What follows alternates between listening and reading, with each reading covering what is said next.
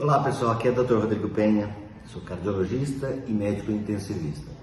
Todo mundo está ouvindo falar da onda de calor. Será que é perigoso mesmo? Você já ouviu falar sobre uma doença que chama intermação?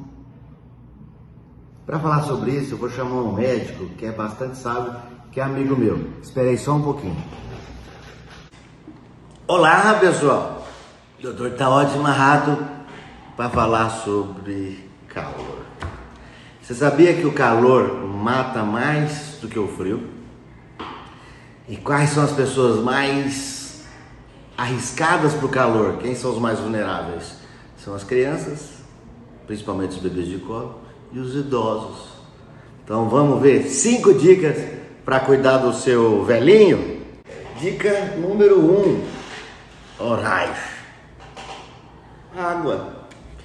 Se você não tem nenhum problema, por exemplo, insuficiência cardíaca ou insuficiência renal,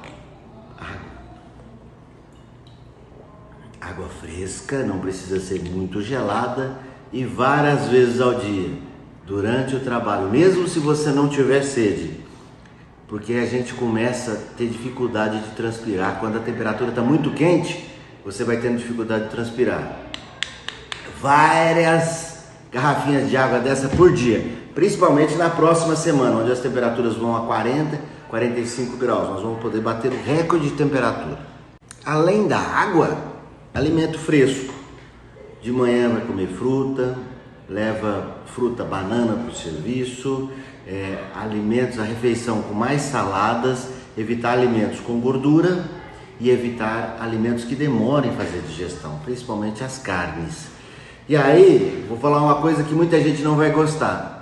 Sabe o que não faz bem com o calor excessivo?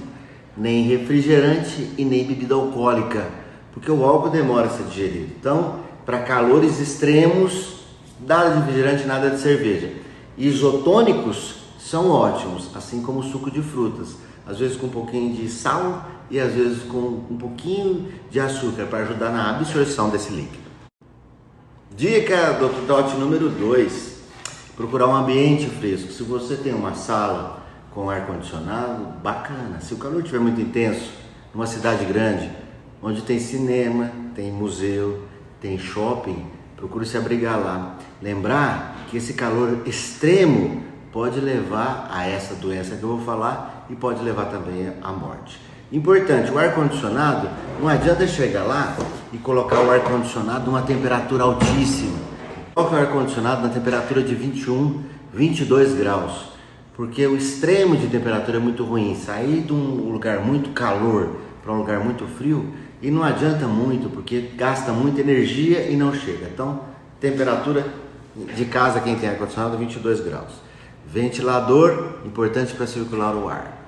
Uma dica bem legal, durante o dia, feche a janela e a cortina enquanto está batendo sol, para que o calor não entre.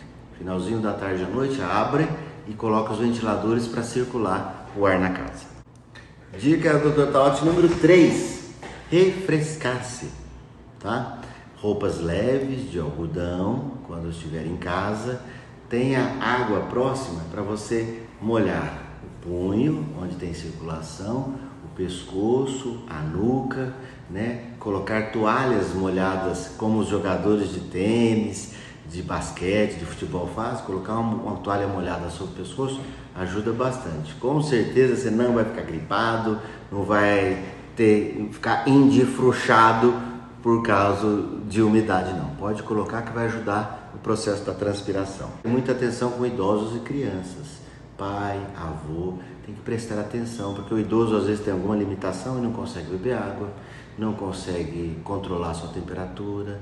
Então, se você notar alguns sintomas que eu vou falar daqui a pouco, tem que prestar bastante atenção. E não adianta querer resolver na hora que ele está doente, tem que resolver antes. Então vai lá, já verifique agora, antes de começar o calor, se tem ventilador, ar-condicionado, se o ambiente está fresco, se tem acesso à água, resolva tudo isso antes. O importante, idoso e criança, manter o ambiente bem agradável. Espero que tenha ajudado. Cuidado com o calor, cuide das pessoas que estão próximos, crianças e idosos, e vamos passar por essa.